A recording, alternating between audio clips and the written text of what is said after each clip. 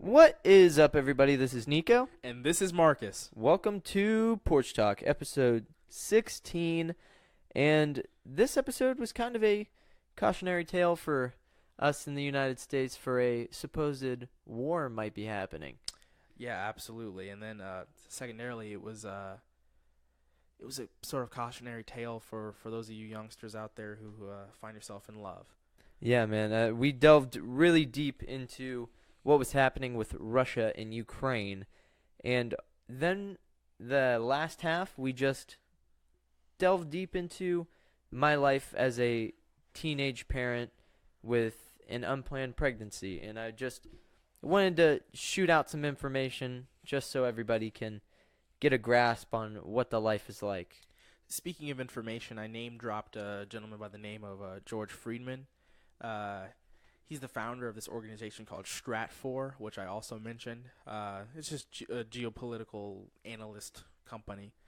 Just in case anybody out there is fairly curious, wanting to see some of the facts or information that I threw out there, you can find some citations down there if you go to stratfor.com. And I also would like to say there's a giveaway in this episode. So you need to leave a rating and review on iTunes Podcast and go follow our Instagram page and Twitter. Our Instagram is Porch Talk Podcast. And the Twitter is at @talk_porch. You got it. All right, and I lied. The Instagram is porch_talk_podcast. And then you can follow us on our main accounts. You don't have to for the giveaway, but at Nico Libertini and at Mark Barry Bush. So without further ado, give this a listen. Holy shit, Nico. What, man? World War III. World War III? What the hell are you talking about? God, Nico, I think that there's going to be a serious armed conflict in the east of Europe. Why is in the next that? 5 to 10 years. Why is that? Because I have no clue what's going on, honestly. I'm still not caught up on any political shit, so. Man, this geopolitics, I think they should teach it in school because it is like serious stuff that's going on right now. Okay, quick rundown.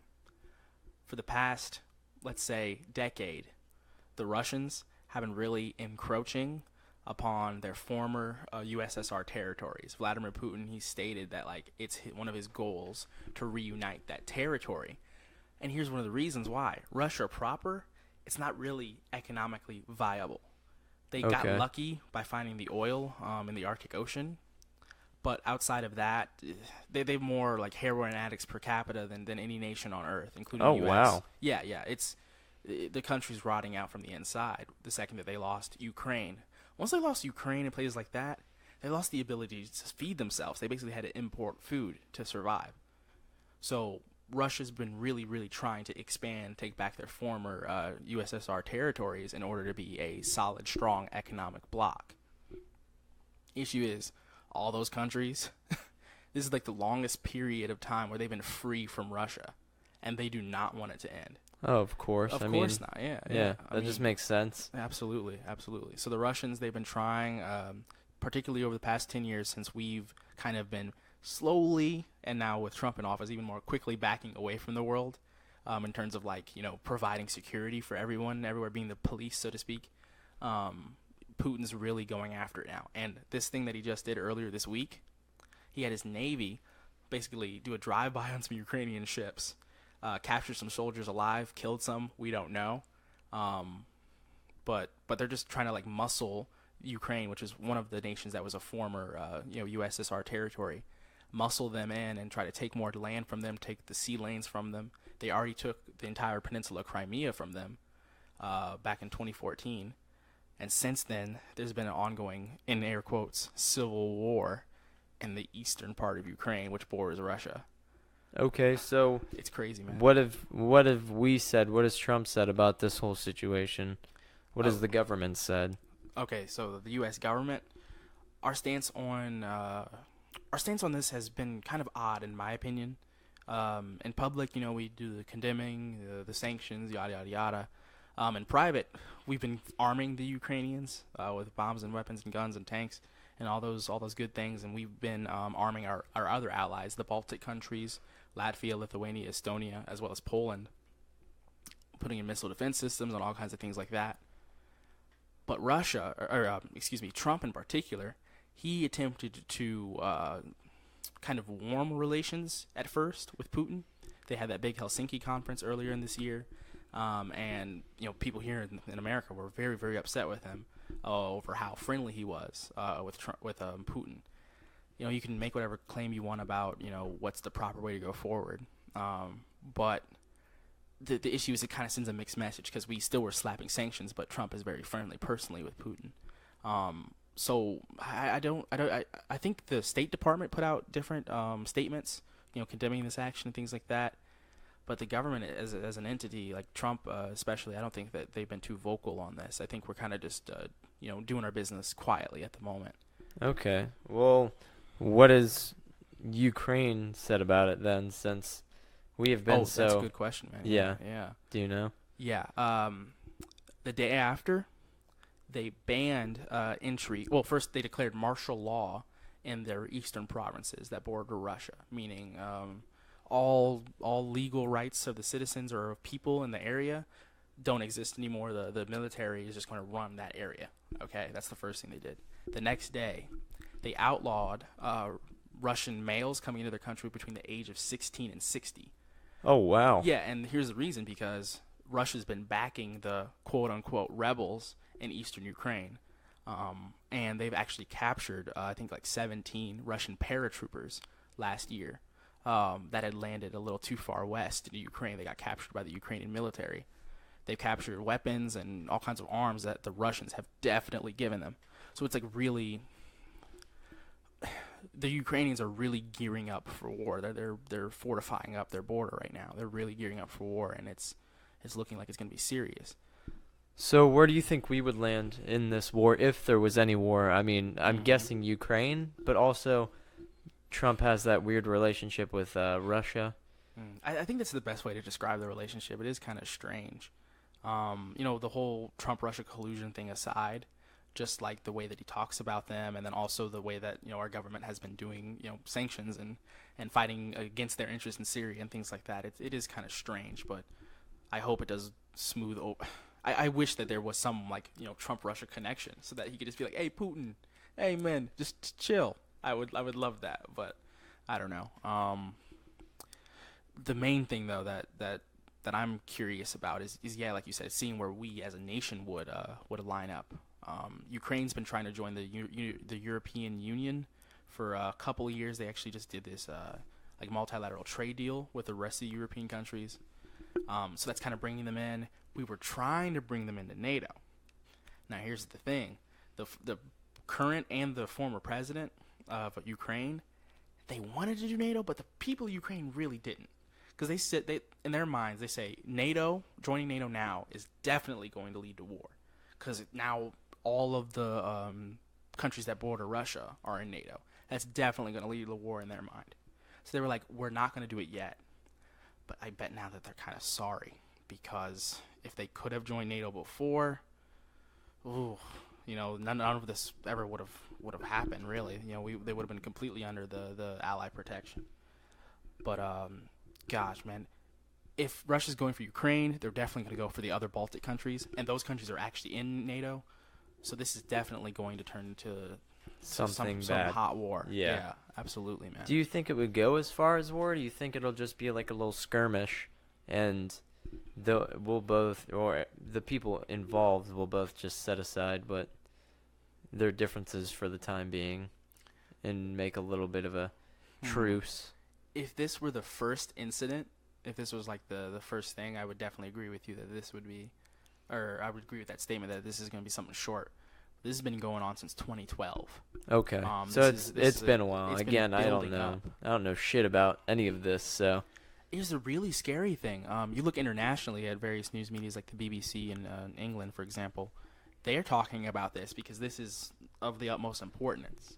You turn on the news here, CNN, Fox, MSNBC, they're talking about the 2020 election and like random crap that actually doesn't matter. Like, this is very, very serious stuff that's going on right now. How do you think that'll impact our lives? Wow. If this isn't something that sparks up right now, it's definitely going to start in the next, I'd say 5 to 10 years. Mm-hmm. So what this might be is, some small territorial concessions to Russia.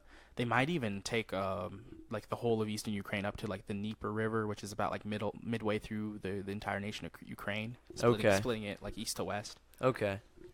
And that would be the settling things for things now, but 5 to 10 years from now, there's going to be an entire gigantic Eastern Front war from the Baltic Sea down to the Black Sea.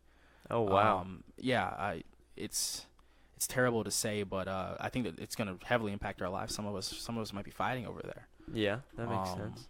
And given the other things that might be going on in the world at the time, I don't know if we're going to be pulling out of these alliances in the way that Trump talks about. Because if we do, the Europeans over there, they're totally screwed. Oh yeah. I think what Germany, Poland, Sweden, and the UK, they have the same military might that Russia does. I'm very ensconced in all this like geopolitical things. I subscribe to this one channel on YouTube that I love. They're called Stratfor, and they delve deeply into all of these things. They're involved with all the state departments of every country, just about. Okay. They regularly put out a lot of this information, very important information that people don't talk about. But one of the things that they're saying is that if Trump does have his way and we do pull out of these treaties, we are going to see a bit more war in that region of the world, especially because that's the only thing that's holding Russia back. The only thing that's holding Russia back is us, because they know that if they come toe-to-toe with us, it's basically suicide for their country. Yeah. So, yeah. Do you think there'll be a draft reinstated or no? Do you think it'll be that bad, or do you think our nation's military force can handle it? There might be something very small, very limited, because the issue is a lot of the Europeans, like, I think it was George Freeman, he put it this way. He said that people in Europe love what they have. They love the security that they have, but they don't really bear too much of the responsibility for it. Mm-hmm. And they don't feel like they should, which is really scary. So, like, they're very, like, non-militarized over there, but neither are we. Like, about 1% of the U.S. population's in the military, and then, like, another 1% is in the reserves. So, like, most of us don't have to deal with it, but there might be some small draft, or I think there'll be like more like recruitment like campaigns that'll get a lot of young guys and a lot of young ladies involved. I think that'll be what happens in the end. But okay, it's just spooky, man. Yeah, I mean, me not knowing what's happening hardly at all, it's good to know these things, especially if it means we might be going into some type of predicament / war, So, I mean, what's your biggest concern hearing the stuff that I'm throwing out at you? Nothing yet, because nothing has happened yet. Mm-hmm. I think once everything starts happening, probably the chance of you're guessing there's not going to be a draft, but if there would be a draft, that would be my the scariest thing I would think, just because leaving my son would be devastating to me, Yeah, man. I don't even want to think about that. Yeah. And it's crazy because we're so far removed from that, for about 70 odd years. Well, a lot of folks went through that during the Vietnam War, so I shouldn't say we are, but our generation, at least, we're about 2.5 generations removed from like a serious war like that. And golly, I just think the main thing on my mind is, the small, in terms of like population percentage of the country, the small amount of people who fought in the Iraq and Afghani wars. I just think about how we have kind of failed to deal with, their post-traumatic stress disorder, their illnesses, and their, the wounded warriors that come back. I just don't even know what we're going to do after that, after something like this starts off. Yeah, really. It'd be really wild, man. It'd be really terrible. They were using, they're testing psychedelics with people with PTSD, and they showed that it increased their chances of coping. Absolutely. By some odd percent. I don't know the exact percent. I love hearing about stuff like that. Mhm. Because we have these weird taboos and mores around the strangest things. Like you can give people any kind of opioid drug right now. Yeah. Whoa, LSD. Whoa, hey now, you're dealing with hard stuff there. Like we have like such such powerful stories around. Oh, you shouldn't mess with these drugs because you'll be jumping off of a building or something stupid. And it's like, come on, man. Like, the idea that adults can't be responsible with things is just silly, especially if it's through medicine. Yeah. You know? Really, especially if it's helping someone out that much. Absolutely. To where even any little percent for someone with PTSD or some really traumatic experiences, like anything is good, Anything to help will just make it better. And as I understand, basically, the typical therapy is kind of like they encourage you to be introspective. They want you to think about the trauma in such a way that eventually it stops. You stop catastrophizing it. I shouldn't say catastrophizing because it's terrible. Yeah. But really, it's keep thinking about the trauma such that it stops having the same large impact on you. Drugs like that help you become more introspective, and even in larger doses, you can do all kinds of crazy things with your subconscious mind. They really help accelerate that process, and I don't think I've never heard one reason why we shouldn't be using stuff like that. I know, seriously, and I think most psychedelics are like a class 4, so if you have it, you're like immediately like sent to like a pretty harsh prison. I'm pretty sure I'm not really on the up and up with drugs, because I just haven't researched it. I'll probably research it, and we can talk about it one day. But yeah, man, and it's terrible. they're just now starting to test with psychedelics and all that stuff, and they're seeing such good results. It's like, of course, that people have been using these things for centuries. Yeah, man. That's the thing that cracks me up. Because like it's all these laws out banning all these drugs. They're only about 100 years old. Yeah, I know. And most of it was because to stop protesting for the war or something like that. Oh yeah. They couldn't arrest them for peacefully protesting, but if they got some of the marijuana on them, they can put them in jail for drug. What's it called? Drug possession. Thank you, man. Yeah. I mean, the first laws that were ever passed against stuff like this, they were passed in the late 1800s because hemp, and plants like that, able to create paper so much cheaper than paper made out of trees, wood. So basically, the timber industry lobbied to get hemp outlawed, which is just so, marijuana, hemp. Which is just like so dirty. And then about 50 years after that, then the civil rights movement, people were out there protesting, and then they were like, where are these? what kind of drugs these hippies got? Oh man, it's really messed up though. Yeah, I can't do drugs. Especially when my kid's around. I mean, I don't really like drugs. I don't condone them. If you do it, that's your choice. I mean, I'm not going to be upset at you, but just having a kid, it's like I can't. And I know. I don't want to put that influence on them. Not that they're bad. It's just you don't need them. Right. That's the way I view it too. Like I agree with you. I don't like drugs. Most of them I don't condone. There are a few drugs that, like, as I've learned more about them, like if you have a specific need in your life or something that like is fairly difficult for you to reach, like some of the more introspective drugs, that psychedelic drugs, some of them I think might have some value. But I never would I never would like ask or suggest to someone, hey, you should really take PCP, brother. Yeah, really. That'd be really good. No. DMT. Yeah, go ahead. Man. Take some DMT. Yeah, let's go down to Brazil, brother. Let's see what the ayahuasca can do for you. No. I'm never gonna like suggest that to anyone. But also at the end there, like, whatever you want to do, hey, it's on you. Go ahead, but it's on you. Yeah. And I think that's an important part of the discussion too, man.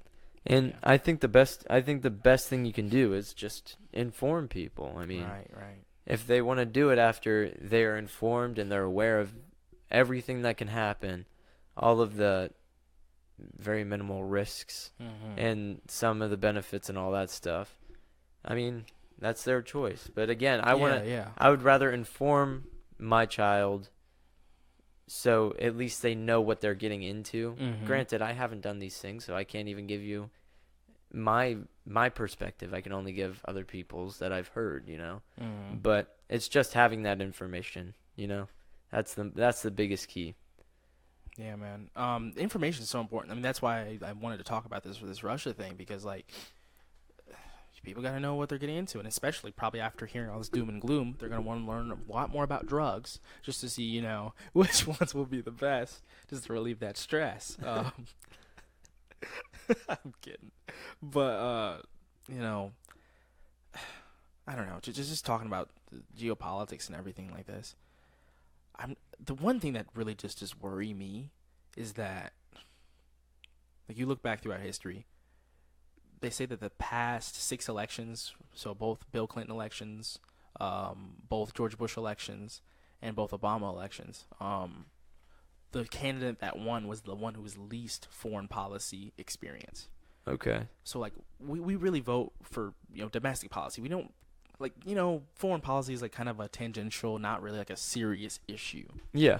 But the issue is that the policy that each of these presidents has been creating has been incredibly impactful on the world around us. And, the world's basically been falling apart around us since George Bush Sr. got out of office. He just passed a couple Rest days in ago. peace. Yeah, rest in peace, Herbert Walker. But ever since he came out of office, like, the global order, so to speak, or like at least peace in the world, has just gone to shit, pardon my language. And we don't think about it, and we don't vote on it, and we don't talk about it, and stuff like this just crops up, and people get blindsided by it, and they're like, what the heck, what's going on? And they think guns and bombs are the solution, and it's like, well, yeah, now guns and bombs are the only solution, but if only we were just more, awake to what's going on out there in the world, and awake to geography and what influences that has on different nations, we might elect politicians who have, better outlooks on the world and enact better policy and write better treaties and make a better world. But yeah, alas, man. Yeah, you hit the nail on the head with that one, man. I don't know. Again, my biggest concern is just my son, really. Mm-hmm. As I'm gonna do whatever I can to keep him safe, of course, and if that means I have to go to war, I have to go to war. But again, you said it's not gonna be that big of a chance that there's gonna be a draft, so I'm not too worried about anything. Yeah, brother. I do have to say, though, I don't like to quote communists, but Trotsky said it perfectly. He said, you may not be interested in war, but war is interested in you. If it's coming, it's going to find you. Yeah. It's scary. It but yeah, man. definitely is scary. Let's stop talking about all that doom and gloom. Let's get away from this, brother. Yeah. We've been on a very informative track. I mean, not that we're always not on an informative track, but we've been really just shooting out some really good information to people today. So I want to move on to something I've experienced pretty deeply, and I'm still currently experiencing. What is that? Unplanned pregnancies / teen pregnancies. I got this from, actually, I put out a post on Instagram asking for info, like stuff to talk about, and this is one of the things that was asked. So let me tell you my story, I guess. It was a year and a half ago is when my son was born. I was 17 years old, and my son's mom, Brittany, was 18 years old. And when she was going into labor, I wasn't really nervous. I just felt I was just going day by day like I was leading up to that point. And I would like to point out that kids are fucking expensive. I dropped like $500 every other week to go to these to go to the hospital to get all these tests run and to check up on the baby. And this was $500 probably every week to every other week leading up to this point. So I just wanted to throw that in there. Anyway, so we get to the hospital. I mess up. I don't park in the emergency parking space. I park in the parking garage, and we go from the parking garage to the hospital. Damn. Well, I think that's what made her water break, but I'm just gonna say that so I don't sound stupid. Anyway, so as she's giving birth, I can't help but think, like, what have I done? Like, I'm bringing this person into a world where, one, I'm not even a man yet. Like, I'm still going through my life. She's still going through her life, and we're still babies as well. Like, we have no clue what it was like to be on our own. We were both living at our parents' house, and I was just like, what have I done to this, like, poor boy? Anyway, that's what was going through my mind as she was going through labor. Her labor only lasted her pushing only lasted about 5 to 10 minutes before he was out, and she did a water birth, so she was in the tub, and while she was getting out of the tub, I was the first person to basically hold my son, and so they're like, you should do skin on skin, so take your shirt off and I'll give you the baby. And as soon as my hands wrapped around Caden, I was just like, man, I'm so sorry, but I love you and I'll do everything I can to help you, get you what you want, and make this the best life you'll ever have, basically. Yeah, man, I want to freaking clap. That's amazing. But I mean, I'm not even finished. So we stayed in the hospital for 3 days so she could heal a bit. We can get our mental state ready. We got 3 nights alone, so it was just her, me, and our son Caden. And I mean, it couldn't have been any better. Like, she was breastfeeding the first couple days, but she ended up not being able to produce enough. And so she took on most of the night shift, even though I'd wake up, try and put him back to sleep, and if I couldn't, I'd have to go wake her up and all that stuff. Anyway, 3 days went by really smooth, and then we went back to the house, and we just carried on with our lives.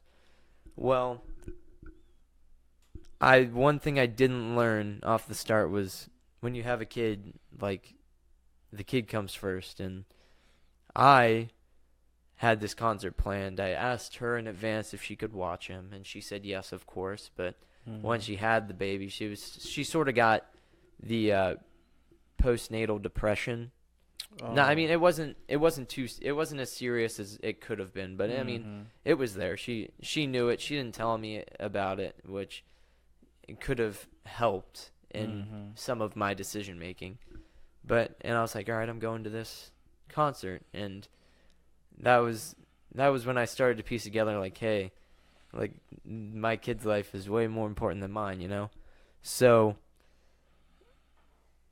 we sort of isolated ourselves, her mom and I, his mom and I, to just, I go to work, she goes to work, school, baby, like, there was we didn't have our own time to ourselves, and we didn't go out enough on, like, dates, and we didn't spend quality time together as a couple. Yeah. We were being quality parents to our son.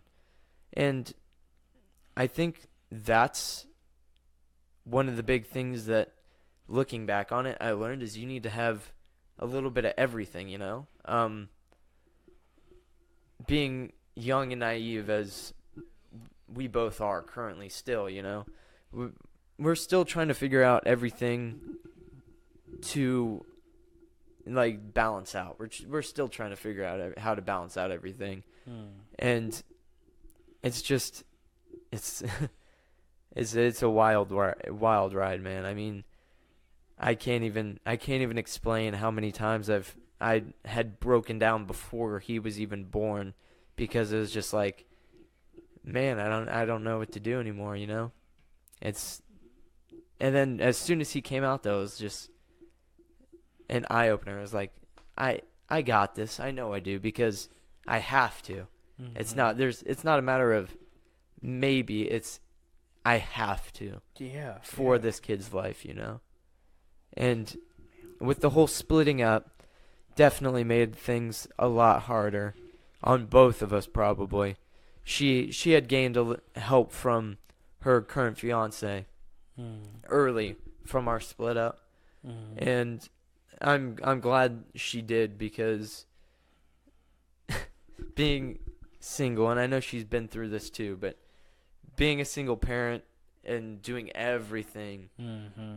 is very difficult, and I wouldn't wish it on anybody to be a teen parent because no, I mean you're never ready to be a parent in general, but you're definitely not ready to be a teen parent. And the people who helped me most was my parents because Right, right, yeah. I mean, if I needed to go do something, if I had work and I didn't have a babysitter, they would be the first person I would go to. Mm-hmm. And they would put so much time into Caden and I, and I couldn't say thank you enough, you know? But it's just, you learn a lot when you're a parent. You learn you learn a whole hell of a lot as a teen parent because not only are you learning how to be a parent, you're learning how to be an adult even quicker. You're taking on all these different responsibilities that you wouldn't necessarily be taking on as a teenager going into their 20s/college years. You know what I'm saying? Yeah, like I'm an adult. I'm learning about like financing things and car loans and credit card payments and all these things, and you're learning about all that with the immediate like immediate needs of this child, and like you said earlier, the baby comes first. It's not like I mean, you can't tell him no. Like you can't tell him when he's trying to like eat. You know what I mean? So like you said, it's $500 like every week. And you suddenly have to learn about all these things surrounding credit cards and debt and moving out, getting this apartment, things like this. You're like you said, you're really accelerating that. I think that's what it is. You're accelerating, your entry into that adult life. Mm-hmm. Yeah, man. Yeah. Not only that, but it's helped me gain drive in my life too because I have to provide for this kid. Like, he has to have the best life he can ever have because that's what I want for him. Mm-hmm. And I'm not going to do that working a minimum wage job. I'm not going to do that slacking around. I'm not going to do that playing video games 20 hours a week. I mean, you learn a lot of responsibility, and you learn how to do what you need to do no matter how you get it done. Do you understand what I'm saying? Yeah, like you learn how to get the money you need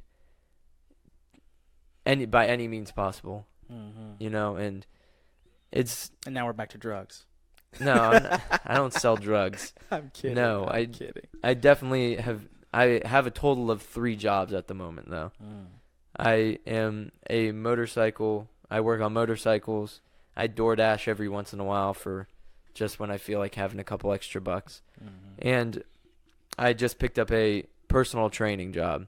So I just have to put my head down and grind and learn at night and just figure out times to do what I need to do to progress myself into the next level, to get a higher paying job, to get more money.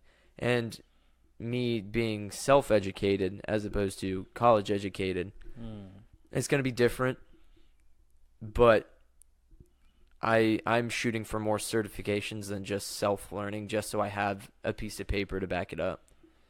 And I have a good feeling about what's going to become of me and my son as we grow together. And I mean, that's really all I got on that, man. It's a roller coaster, and the things you thought you wanted, they don't mean shit when you have a kid, honestly. Yeah, great examples that concert that you spoke of, Yeah. Like I went to, and I just felt terrible going to it. And the whole trip I felt so bad, and when I got home I was like, I'm so sorry. That's the before and after right there, man. Yeah, and I can say that this past year and probably over a half. He was born March 25th, so he's got how many months? I don't know. I don't know off the top of my head. They have 3 months. Mm-hmm. 3 months. 4 months. It doesn't matter. Anyway. And Personally, I hate all the people who count all the months. I know. Like I'm 20. No one says I'm 20 in 10 months. You know, like it's. I know. He's coming. It's coming up on Christmas, so Mm. I've been stockpiling some money to buy him a really nice big Christmas gift. So it's just what I got to do, man. What's that relationship like that you have with Caden? Because I mean, With Caden, yeah, describe that to me. Tell me about it. he is a daddy's boy. His mom knows it. I know it. Everybody knows. He is a daddy's boy, Mm-hmm. and he's a mini me. Like he did everything I would do as a child, as from what I heard from my mom. But I feel like he's times 10. He is the most rambunctious, most climbing monkey kid on this entire planet, because he is a handful. But This is true. he's very respectful for his age. He's getting into the terrible twos and he's learning the word no. But once you start being stern with him and you Mm-hmm. be the authority, he starts straightening out. Yeah. Oh my God. When was that? I think we were recording an episode with Tyler a minute ago. Yeah. And oh my God. Yeah. He was really. Oh, he was like, no. Oh, it was the cutest thing ever. But I just felt so like my heart, you know. Yeah. Once he starts crying, it's like my heart. Oh, Caden, but you gotta do what you gotta do. You gotta be stern. You have to, man. Yeah, as I understand it, you're actually doing them a disservice if you're not. You know? I mean, Yeah. where are they gonna learn that you don't get anything just by crying for it or wanting it? You know, Mm-hmm. you gotta. And once he gets older, I'm actually gonna start implementing this thing, where I have dollar bills, Okay. and say he performs a chore or he does something, say without me asking, he gets this dollar, and he can spend it on, because I'm gonna definitely regulate his video game timing, because I don't want him in front of a video game screen all day long. I wanna make him put him outside and have him run around. So I'm gonna try and limit him to like 2 hours a day on video games or any electronic, basically. Ooh. And he can pay himself to get more hours. So say he cleans up, he does dishes or something, I'll give him $1. He can spend that $1 to get, say, an hour, 45 minutes more worth of video game time, or he can save it to go buy a toy or something. It's trying to teach that work ethic, you know, to him. And there's a lot of these little things that I'm thinking about as he grows, to implement, to try and teach him these values that I really hold near and dear to me. Right, man. You know. Yeah, that's genius. I love that. That's an interesting idea. How'd you develop that? The I actually heard it on a podcast. I can't take any credit for this. And as soon as I heard him talk about it, I was like, that's such a genius idea. Like, I can easily implement that. You talked about like values and things that you like. One thing I noticed is that Caden really likes books. Yeah. How did you get him into books? How'd that happen? Or Well, was it just like him? One big mistake that his mother and I did was we read to him. We didn't read to him a lot.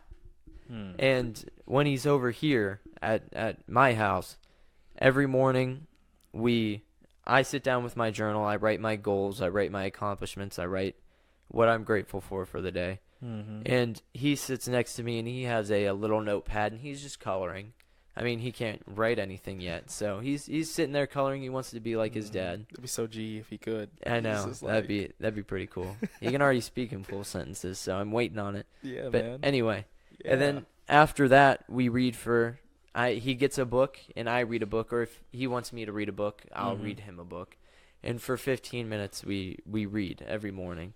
Mm-hmm. And I mean, he likes books to begin with, but now he's all about books. So I'm glad I can give that to him because I was never a reader as a kid. So What else does Caden really like? he loves the outdoors. Like nothing. He doesn't like being inside unless he's winding down for the night or he's about to eat. Of course, he's an outdoor kid. He loves going on walks and going to the playground, running around. Yeah, man. He's really big on, I guess, climbing. I mean, I guess that adds to the outdoors part, but he's just a climber. And he also loves fitness. I mean, we every time, like every once in a while, probably once a day, I'll do like a little workout. I do push-ups and he jumps on my back, and we do sit-ups together and we do pull-ups together. So this is a fit baby. He's got like a 6-pack. Is that what you're telling me? Not yet. He's got rippling little baby arms. Yeah, not yet. I'm not yet. Nah, Caden is the best though. Oh man, he cracks me up. One of my favorite things is just whenever you ask him a question and the answer is yes, he'll say yes sometimes, but most of the time he'll just like nod his head super fast. Yeah. I just love that. It's just like it's like it was like being held back or something. He just like tries to headbutt you or something. Oh, it's so cute. Do you have any questions you think on being on teenage or unplanned / teenage pregnancy that you have for me? Yeah, I do have a couple here. When you first found out that your girlfriend was pregnant, what did you do? Well, I was at work. I was working at Marion's at the time. She messaged me before I got on break, and she was like, "Hey, I gotta tell you something." And she messaged me on Instagram, and every time she messaged me on Instagram, it was something she didn't want her mom to see. Oh. And I'm like, this isn't good. So it was like ominous already. Yeah. Then I was like, on break, I was like, "Are you pregnant?" And she said, "Yes." As she was progressing through the stages of pregnancy, I know it sounds bad, but I was kind of like, anything can still happen, you know? Like, oh my God, yeah. Yeah, and looking back, it's like, why did I think that, you know? But I think I was scared. I mean, yeah, man. Being in that situation is not ideal. And I just thought there's still a chance, you know? There's still a chance that I couldn't be a dad. And I think looking back on it now, it's like, damn, that couldn't have been a thing, and I couldn't be in this position I am now. And I'm like, I would have been so upset with myself, you know? And I'm glad he's here. Like, as soon as I held him, it was just like, God damn, why did any bad thought go through my mind, you know? And once the baby's born, it's nothing but unconditional love. And I loved him unconditionally as he was growing, but I guess I was still a child, you know? You still are, Nico. You still are in a lot of ways. Of course.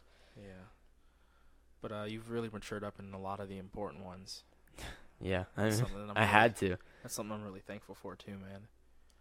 Yeah. I think I've said it before, but yeah, when you had Caden, he lit a fire under your butt. I mean, I always had a fire, but it's a big fire now. Oh yeah. And that was essentially my second question. Like, I mean, I've had a number, far too many folks in my family who found themselves in similar positions to you, and you know, certain people have their opinions on certain things like abortion, and even adoption after the baby's born and all these things like that. And some people, there are complications during pregnancy. So while it's a terrible thing to like think about and a scary thing to navigate, that is something that's on a lot of people's minds. There are a lot of guys who are like, hey, we can't do this. What's the way out? Women too, when they know that they're pregnant and abortion is on their list. And then, personally, I have my beliefs about that. But, Oh yeah, of course. But everybody believes that it's at least bad, Oh yeah, of course. I know. I would never. I got myself into it. I'm not a fan of abortion, and Brittany was gonna keep it either way, and we were still in the relationship. And oh my God, what was that conversation like when you guys talked about the future of you and her? Right when she found out she was pregnant. Well, I mean, we were still in love, of course, and we were just gonna go with it. I mean, we didn't think anything was gonna break us apart anyway, so we were just like, we can do this.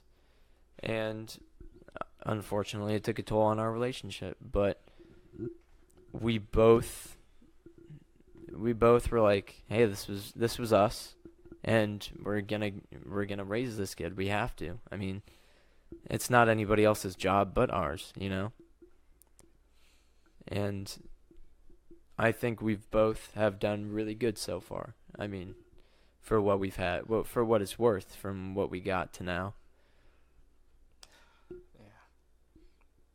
Have you put much thought into the future of Caden's future in terms of like what places you might want to live at, what school district you might be going to, or anything of that nature? That is up to his mom. She's the resident for schooling, so I see. Wherever she lives is the school district he's gonna go to.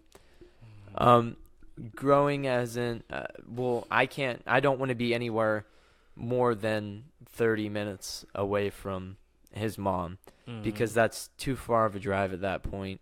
And if once he gets friends when he's older, I'm not gonna want to take him an hour to go see his friends to come back, Right. I think it would be better if I'm somewhere between at least 20 to 30 minutes max from his mom. As of living arrangements, I'm in this apartment for a year, and I'm just gonna play it by ear, man. I mean, you can't really do anything else.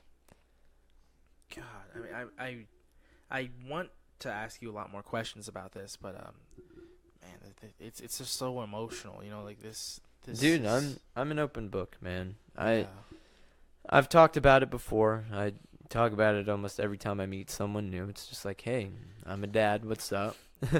I mean, it's a weird thing to bring into first conversation, but it's just I like talking about my son because he's my world, and if that means having to talk about this stuff, that's not a big issue on me. Well, what was the first moment when you just wanted to pull your hair out? When you're just so fed up with Caden? Honestly, it was probably when it was one night where I probably had 1 hour of sleep or 2 hours of sleep, and this has to be after Brittany and I split, because like I said, she did most of the night work, and I'm greatly appreciative of that, because doing it now, it's like, God damn, it's hard. But it was probably one of the first nights I was alone, and he kept waking up. And actually, it was the first week. He was super sick, and he kept waking up, and he didn't take a nap throughout that day. And it got to the next night, and he barely slept. And I just broke down. I was just like, why aren't you sleeping? Like, this sucks. It sucks, but I didn't say that out loud. It was just like, man, I'm so tired. And again, I was still at my mom's house, and God bless her, because she was just like, hey, you can go to sleep. I got it. And she watched him basically for the night, and it was super, super cool. So that was probably the first time I was just like, gosh, I was ripping my hair out. I can't imagine, man. Golly. What do you think you would do if you were in that position? What do I think I would Like, do? if you found out whoever, your girlfriend, whatever, Julian was, is my girlfriend yeah, now, but if she was yeah. pregnant, what would be your reaction? Really? Oh, well, my first reaction would be like, "Who's the daddy?" Because it ain't me. But no, I'm kidding. I'm kidding. No, I know. God. Oh, just now that I mentioned that, actually, just sticking on it just for a second. God. Like I think about the folks who aren't in committed relationships. You know, when stuff like this does go down, that is scary. Like that's really scary for both people. Yeah. Especially if there is like on the woman's side, like she actually might not know who it is. That's really scary and a whole different other can of worms. But on this topic, the first thing that I would do is I would want to sit her down and talk with her about my commitment to her and sort of like how you spelled that out earlier. Really talk about like, I'm not going to leave you. This is my kid too, and I want this relationship to work, and I want us to be a family. That would be my main focus. That I would want to try to put the two of us together and keep us together. But at the same time, who knows what the future will hold? Yeah. You never know. Yeah, you don't. Who knows what kind of stress, like you said, I would put on the relationship. But that's where my main focus would be, just trying to keep us together, because I just feel that would be easier for me. Yeah, that makes sense. Because it's hard. Shared parenting, it's hard. Yeah, man. Then, if I was in like your complete situation though right now, I would say that I'm glad that I have an example like you in my life. I'd be really, really glad that I have someone who I can turn to be like, Nico, this is happening. What do I do? I got my folks, and I'm sure that they would be, as amazing and as helpful as your parents have been. And they've been. I've seen them. They love Caden too. But I would be thankful that I had a friend who's going through it with me. Yeah. So that we can kind of tough this out together. Yeah. Seriously. Yeah. That's the main thing, really. I just would need support. I would need community. Family around me, friends around me. And I think that's what kept me sane was my family and friends parents. They all were a big help. Now let me think. Like I'm trying to like feel the emotion. Like I'm trying to see like what's running through my mind. Definitely fear. Not really for me though. Like at that point I would have been like, okay, I screwed up. My life's over. Not over, but that's on me. I screwed up. That doesn't matter now. Yeah, I mean, what can I do to make this life the best for this kid? That's what I would think about. I would really zero in on that and think about because like right now I'm thinking about school and becoming a foreign services officer, which would require me to possibly leave the country and work out of an embassy internationally. Yeah, no, that's out of the window. I've got these ideas about starting up businesses and building up a lot of capital in the next 5 years. That's out the window. I'm getting a job right now. I might find someone, if I want to still be in the startup-y world, I might find someone who's running a startup or something like that. But I need a serious, stable job that pays well right now. Make that make that a double. I need 2 serious, stable paying jobs right now. And forget school. I got a kid to worry about now, I got a son or a daughter who I got to raise right. Yeah, but with that, why not go to school? Why not try your best to get a degree to potentially get double what you'd be making with the 2 jobs? Okay. So yeah, I'm definitely short-sighted with this. Yeah, and I am 3 years into this, so Yeah, you currently are 3 years, I so got like you might as well finish it out. I got like a year and a half ish left. Mhm. So yeah, I do hear you on that. So if I'm in the situation where like she just finds out she's pregnant now, then yeah, it would be like a sprint to the finish with school. But golly, if like today she had the baby, I don't know. That's the thing. It just puts all of your actions into perspective, all the activities that you're involved in. And you don't know Yeah. until it happens, you know? Yeah. Like you don't fully understand until it happens. And and it hits you like a train. Like that's how it hit me. It hit me like a goddamn train. Damn, Nico. Yeah.